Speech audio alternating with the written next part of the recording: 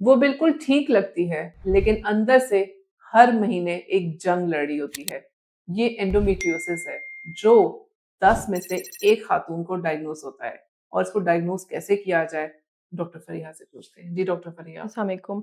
जी, बिल्कुल जैसे आपने कहा है कि अंदर से एक जंग लड़ती है, एंडोमेट्रियोसिस एक ऐसी चीज़ है जिसमें पेशेंट को सिम्पटम्स इस कदर सीवियर होंगे, उनकी पूरी जो लाइफ़ को वो इफ़ेक्ट कर रहे होते हैं। हुँ, हुँ। बेसिकली अगर अनमैरिड गर्ल है तो उनको वो मेंस्ट्रुअल साइकिल में प्रॉब्लम करेंगे, सीवियर डिस्मेनोरिया होगा मीन्स कि माहवारी के दौरान दर्द होगा, जो माहवारी के स्टार्ट होने से पहले ही स्टार्ट हो जाएगा और फिर वर्स होता चला जाएगा। बिल्कुल। इसी तरह से अगर मैरिड लाइफ़ है तो उनको साथ डिस्पेरूनिया स्टार्ट होगा मीन्स के इंटीमेसी हस्बैंड वाइफ के दौरान, इंटरकोर्स के दौरान उनको सीवियर पेन होगा, डीप पेन होगा। हुँ, हुँ। इसके अलावा फिर इनफर्टिलिटी के उनके इश्यूज़ आने बांझपन शुरू के मतलब बांझपन के इश्यूज़ अच्छा आने डॉक्टर फरिया इसमें ये भी होता है कि अक्सर ऐसी लड़कियों को कहा जाता है, अगर वो अपनी शिकायत करें अपने मसलों का तो कहते हैं ये ड्रामे कर रही है, इससे बर्दाश्त ही नहीं है, हुँ। कुछ ज़्यादा ही नाज़ुक बन रही है, दिस इज़ रॉन्ग। अच्छा हर किसी इसके को ये नहीं होता, हर ऐसे नहीं करना चाहिए। जी, इसमें पता है इसमें पर्टिकुलर रीज़न ये है कि एंडोमेट्रियोसिस एक ऐसी चीज़ है जो कि ज़रूरी नहीं है कि वो अल्ट्रासाउंड पे डायग्नोज़ हो। ये हुँ, एक क्लिनिकली डायग्नोज़ होने वाली चीज़ है जिसमें क्लिनिकल पिक्चर पेशेंट की हो जिसके ऊपर ड ड डॉक्टर जो है वो एक सस्पिशन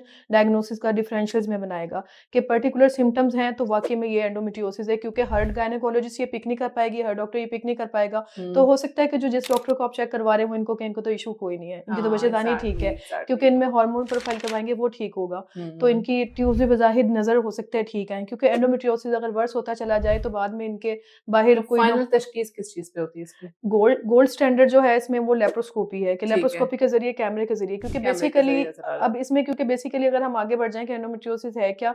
तो ये एंडोमेट्रियम जो यूट्रस की अंदर की तह होती है उसका हुँ। कहीं भी मौजूद होना, यूट्रस बच्चेदानी से के बाहिर। अंदर की जो सेल्स होते हैं खुले होते हुँ। हैं, वो जिस्म के किसी भी हिस्से पे आपको मिल जाते हैं। जी, वो अगर होने तो बच्चेदानी के अंदर चाहिए थे, वो जिस्म के किसी भी हिस्से में, अंदरूनी नलों में, अंडरदानी पे कहीं भी जाके चिपक जाएँगे।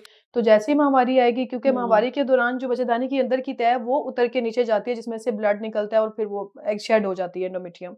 तो अगर ये बच्चेदानी के बाहर एंडोमेट्रियम कहीं पड़ी है, तो डेफ़िनेटली वो वहाँ पे एडिहेरेंस करेगी, ब्लीड करेगी जिसकी वजह से सिस्ट बन सकती है, जिसको चॉकलेट सिस्ट कहते हैं और इर्द-गिर्द की चीज़ों के हुँ, साथ चिपकने की वजह से एडिहेरेंस हो जाएँगी। तो हुँ, वो ज़रूरी नहीं है कि अल्ट्रासाउंड पे नज़र आएँ। एग्ज़ैक्टली। ठीक है, अगर उन्हें एडिहेरेंस ने बहुत बड़ी सिस्ट बना दी है, चॉकलेट सिस्ट जिसको कह रहे हैं, मतलब कोई अंदर ही ब्लड जमा हुँ, होने से, हुँ, हुँ। फिर तो नज़र आ जाएगी। क्या ये काबिल इलाज है?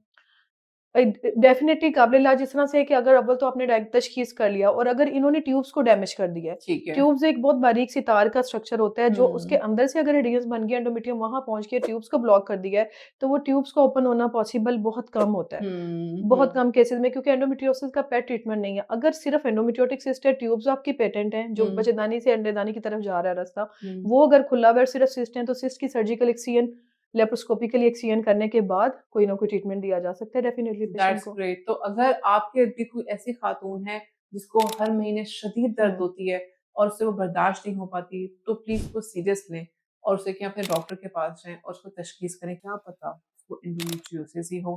तो इस बात को शेयर करें, आप अवेयरनेस बढ़ाएँ और उस औरत का साथ दें। शुक्रिया।